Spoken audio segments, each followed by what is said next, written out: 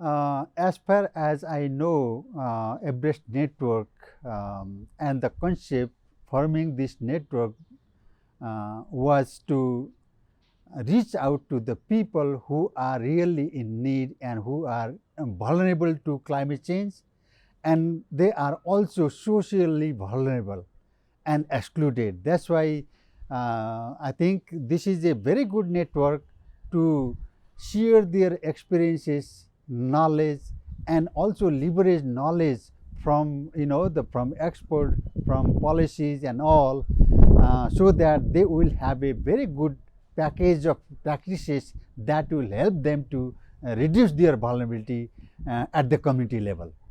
That's why this network is very important to reach out to the people who are in need. But the problem is, do we really hear their language, listen their voice, and understand their language, the way they explain climate change? Because they have body of knowledge inherited from their ancestor. They have generated knowledge on their own by working in their own farm and their ecosystems, and also they are creating knowledge, interacting one another in the community, especially those who have common interests and common threats. So they are already embedded their knowledge base, which is quite rich.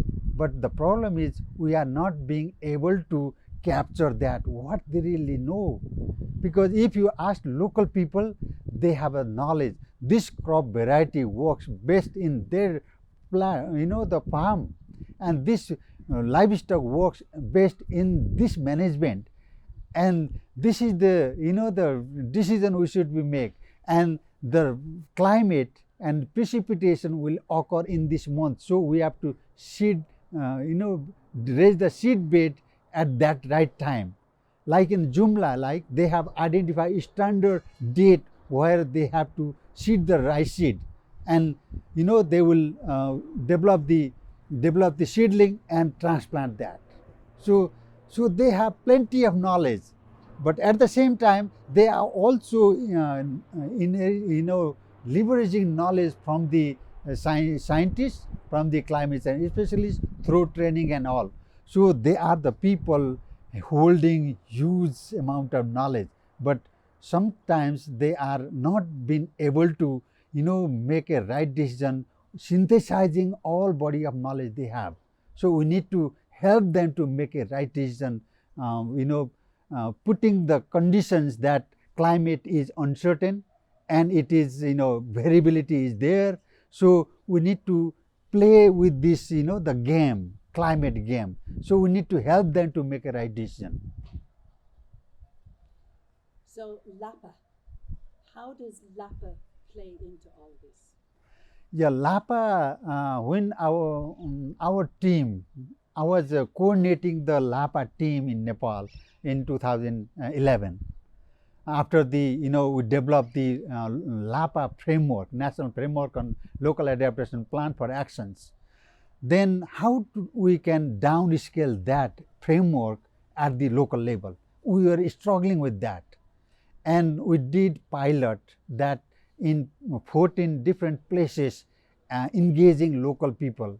And what are the the sectors they are most vulnerable to climate change, and what are the people needs, what are the threats are there to make a living. So the conclusion of that study was that we need to really work at a small scale. We need to have a very clear target, which is the area most vulnerable to climate change. Who are the people the most vulnerable to climate change,